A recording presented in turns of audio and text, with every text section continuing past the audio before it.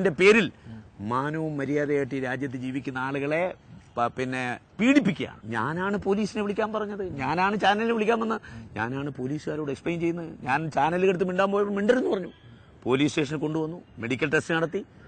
പോലീസുകാർക്ക് മുകളിൽ നിന്ന് വല്ല തീർച്ചയായിട്ടും ഈ സകല ഓപ്പറേഷനും 10 മണിക്ക് എന്നും രാത്രി കിടന്നുറങ്ങുന്ന TK ഹംസ വെളുപ്പിന് 4 മണിവരെ ഉണർന്നിരുന്ന് പിണറായി വിജയന്റെ ഡയറക്ഷൻ പ്രകാരം കാര്യങ്ങൾ നീക്കിക്കൊണ്ടിരിക്കുകയാണ്. എന്റെ അടുത്ത് പോലീസുകാർ വന്നു പറഞ്ഞു, സാർ ഒരു FIR പോലും എടുക്കേണ്ട കേസില്ല ഇതിനകത്ത്.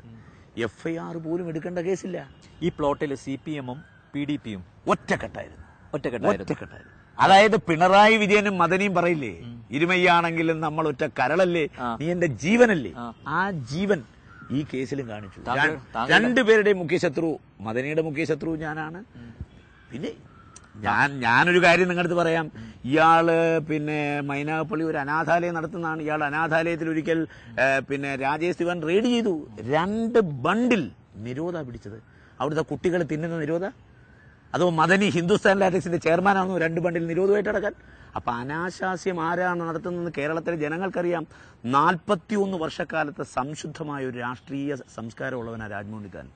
ഒരാളും രാജ്മോഹൻ ഉണ്ണിത്താനെ കുറിച്ച് ഇതുവരെ ഒരു അപവാദമോ ഒരു അപഖ്യാതിയോ പറഞ്ഞില്ല. ഇതൊക്കെ അറിയാമായിരുന്നു. എന്തുകൊണ്ട് താങ്കളുടെ പാർട്ടി ശക്തമായ ഒരു നിലപാടെടുത്തില്ല? അത് വനിതാ വിഭാഗം അധ്യക്ഷ ഷാനിമോൾ ഉസ്മാൻ എന്താ പറയേണ്ട അത്യാവശ്യത്തോടു കൂടിയാണ് പ്രതികരിച്ചത്. അതായത് താങ്കൾക്കെതിരെ ഉടൻ നടപടി എടുക്കണം. ഞാനൊരു കാര്യം പറയാം, ഒരു വിവാദത്തിന് ഞാനില്ല. ഈ നേതാക്കന്മാർ എന്തുകൊണ്ട് പ്രതികരിച്ചു എന്നുള്ളതിന്റെ ചോദ്യം അവരോട് ചോദിക്കണം.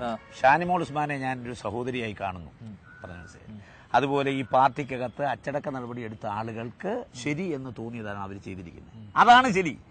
കേരള പ്രദേശ് കോൺഗ്രസ് കമ്മിറ്റിയുടെ പ്രസിഡന്റ് എന്റെ പേരിൽ ഒരു നടപടി എടുത്തിട്ടുണ്ടെങ്കിൽ അത് ശരിയാണ്, അതാണ് ശരി. ആ ശരിക്ക് പിന്നൊരു ശരി വരും. കാര്യം പ്രസിഡന്റിന് ഒരു ഉദ്ദേശം കാണും, ആ ഉദ്ദേശത്തിന് അടിസ്ഥാനത്തിൽ നടപടിയെടുത്തത്. അപ്പം നടപടിയെടുത്ത് അന്വേഷണ കമ്മീഷൻ വെച്ച് അന്വേഷിച്ച് എന്റെ പേരിലുള്ള കുറ്റം ഞാൻ നിരപരാധിയാണെന്ന് തെളിഞ്ഞു കഴിഞ്ഞാൽ പിന്നെ പ്രസിഡന്റ് തലവേദനയില്ലല്ലോ. അദ്ദേഹം പറഞ്ഞു, പുള്ളി ഞാൻ പുറത്താക്കി, ഞാൻ അന്വേഷണം നടത്തി, അന്വേഷണത്തിന്റെ റിപ്പോർട്ട് വരുന്നു, വളരെ സമഗ്രമായ അന്വേഷണം നടന്നുകൊണ്ടിരിക്കുകയാണ്. അതിന്റെ സകല വസ്തുതകളും വെളിച്ചത്ത് കൊണ്ടുവരും. വരുമ്പോ എന്റെ നിരപരാധിത്വം തെളിയിക്കാൻ കഴിഞ്ഞാൽ ആ പ്രസിഡന്റ് എടുത്ത നടപടി ശരിയാന്ന് പറയേണ്ടി വരത്തില്ലേ? അതാണ് കറക്റ്റ്. എത്തേണ്ടതാമിടത്തെത്തിയാലും ശരി, മധ്യേ മരണം വിഴുങ്ങിയാലും ശരി, മുന്നോട്ട് തന്നെ കുതിച്ചിടും. മുന്നിലെ മുള്ളുകളൊക്കെ ചവിട്ടി മെതിച്ച് ഞാൻ വിടില്ല. ഞാൻ രാജ്യദ്രോഹ കുറ്റം ചെയ്യുന്ന ആരെയും ഞാൻ വിടില്ല. ഇത് ശരിക്കും ആ സിനിമയിലെ ഡയലോഗ് പോലെയുണ്ട്, തകർത്തു. അല്ല, എന്തായാലും താങ്കളുടെ ഗതകാല സുഹൃത്ത് കെ മുരളീധരൻ പ്രതികരിച്ചു കണ്ടില്ലല്ലോ. കെ മുരളീധരനെ വ്യക്തിപരമായി അങ്ങ് ഫോണിലൊന്ന് വിളിക്കണം.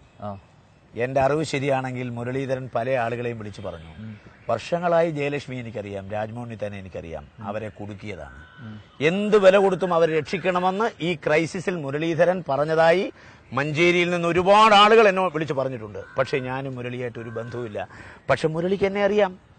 ഈ അപകടത്തിൽ അദ്ദേഹത്തിന് ഒരവസരം കിട്ടിയതാ എന്നോട് പ്രതികാരം ചെയ്യാൻ. പക്ഷെ അദ്ദേഹം മാന്യമായി പെരുമാറിയെന്ന് മഞ്ചേരിയിലെ മുഴുവൻ ആളുകളും എന്നെ വിളിച്ചു പറഞ്ഞു. മുരളിയല്ല വിളിച്ചു പറഞ്ഞത്. പഴയ ബക്കറ്റിന്റെ കാര്യമൊന്നും പുള്ളി ഓർത്തില്ല.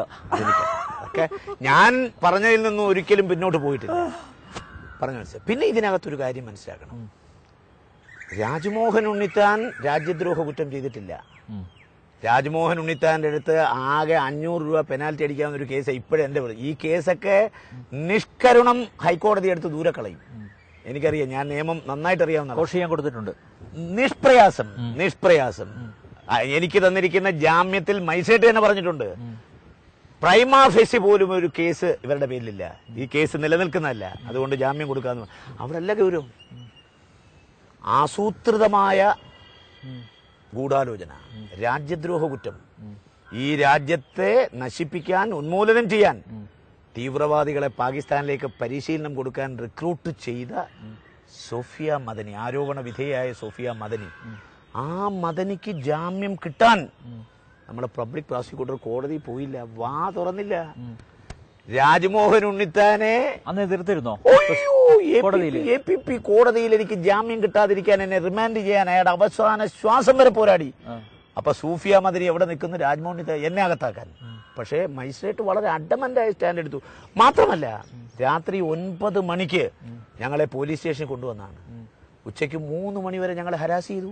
നേരം വെളുത്ത് 10 മണിക്ക് കോടതി പോകുമ്പം ഫോർമാലിറ്റീസ് മുഴുവൻ രാത്രി കീപ്പ് ചെയ്തു. പക്ഷേ എന്നോട് ഉന്നതരായ പോലീസ് ഉദ്യോഗസ്ഥന്മാർ പറഞ്ഞത് തിരുവനന്തപുരത്ത് നിന്ന് ഉത്തരവ് കിട്ടാതെ FIR പോലും ഇടാൻ പറ്റത്തില്ല, അത്യുന്നതങ്ങളിൽ നിന്ന് കിട്ടണം. ഞാൻ ചോദിക്കട്ടെ, ഞാൻ എന്ത് തെറ്റാ ചെയ്തത്? നമ്മുടെ രാജ്യത്ത് വ്യവസ്ഥാപിതമായ ഭരണഘടനയ്ക്ക് വിധേയമായിട്ടല്ലാതെ ഭരണഘടന അനുശാസിക്കാത്ത എന്തെങ്കിലും ഒരു കുറ്റം രാജ്മോഹൻ ഉണ്ണിത്താൻ ചെയ്തോ? എന്നെ ഉച്ചയ്ക്ക് 2 മണി വരെ അവിടെ നിർത്തി മാധ്യമ വിചാരണ നടത്താൻ. ഈ PDPക്കാർക്കും DYFക്കാർ, ആദ്യം DYFയുടെ റാലി, അതിനുശേഷം മഹിളാ അസോസിയേഷൻ റാലി, അത് കഴിഞ്ഞ് സർവീസ് സംഘടനകളുടെ റാലി, അത് കഴിഞ്ഞ് PDP റാലി, മാത്രമല്ല സെക്രട്ടറിയുടെ അടുത്ത് നമുക്ക് നമ്മുടെ മെഗാ ഫോണുണ്ടല്ലോ, മൈക്ക്, അത് കൊണ്ടുവന്ന് അതൊക്കെ നേരത്തെ ഓർഗനൈസ്ഡ്.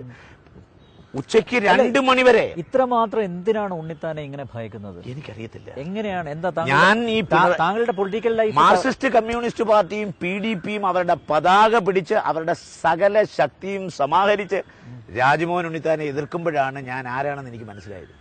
ഇവരിവിടെ സദാചാരത്തിന്റെ പേരിൽ ബ്രഹ്മാണ്ടം വിറപ്പിക്കുകയാണ്. ഇവിടെ പീപ്പിൾ ചാനൽ സകല പരിപാടിയും നിർത്തിയിട്ട് എന്റെ ചാനൽ കൊടുത്തേ. ഈ പീപ്പിൾ ചാനലിന്റെ അടുത്തും DYFയുടെ എനിക്ക് നിസാരമായ ഒരു ചോദ്യം. കേരളത്തിന്റെ ആഭ്യന്തരമന്ത്രിയുടെ മകൻ, കോടിയേരി ബാലകൃഷ്ണന്റെ മകൻ, ഒരു റഷ്യൻ പ്രോസ്റ്റിറ്റ്യൂട്ടുമായി, ക്രിസ്റ്റീന എന്ന് പറയുന്ന ഒരു പ്രോസ്റ്റിറ്റ്യൂട്ടുമായി ബാംഗ്ലൂരിൽ വെച്ച് നടക്കുന്ന സല്ലാപങ്ങൾ മുഴുവൻ അവിടുത്തെ ഒരു ചാനലിൽ പരസ്യമായി വന്നു. അത് കേരളത്തിലെ ചില ചാനലിൽ കാണിച്ചു. അന്ന് MA ബേബി പറഞ്ഞു വെറുതെ വിടുന്ന പ്രശ്നമില്ല, മാനനഷ്ടത്തിന് കേസെടുക്കുമെന്ന്. എന്താ ഇതുവരെ മാനനഷ്ടത്തിന് കേസെടുക്കാഞ്ഞ്? SFIക്കാരെന്താ ഈ സദാചാരത്തെക്കുറിച്ച് അന്ന് പറയാഞ്ഞത്? ആ ചാനലിനെതിരെ കോടിയേരി ബാലകൃഷ്ണന്റെ മകനെ അറസ്റ്റ് ചെയ്യാൻ വേണ്ടി PDPക്കാരും DYFക്കാരും ജാഥ നടത്തിയില്ലല്ലോ. അന്ന് സ്ത്രീകളുടെ താല്പര്യം സംരക്ഷിക്കാൻ വേണ്ടി മഹിളാ അസോസിയേഷൻ രംഗത്തിറങ്ങിയില്ലല്ലോ. ശൈല ടീച്ചർ അന്ന് എവിടെ പോയി? എവിടെ പോയി ശൈല ടീച്ചർ? എവിടെ പോയി DYFI? എവിടെ പോയി മാർക്സിസ്റ്റ് പാർട്ടിയുടെ കൈരളി പീപ്പിൾ? മുഴുവൻ ആളുകളും കണ്ടു. MA ബേബി പറയുമ്പോൾ ഞാൻ കിടിലം കൊണ്ടു. മാനനഷ്ടത്തിന് കേസ് കൊടുക്കും, വിടത്തില്ല. ഈ നിമിഷം വരെ മാനനഷ്ടത്തിന് കേസ് കൊടുത്തില്ല. കാര്യം മാനം ഉണ്ടെങ്കിലല്ല നഷ്ടത്തിന് കേസ് കൊടുക്കാൻ പറ്റൂ. അതുകൊണ്ട് കൈരളി ചാനൽ അറിയാം മാനമില്ലാത്തവർക്ക് മാനനഷ്ടത്. അതേസമയം രാജ്മോഹൻ ഉണ്ണിത്താൻ ചലഞ്ച് ചെയ്യുന്നു.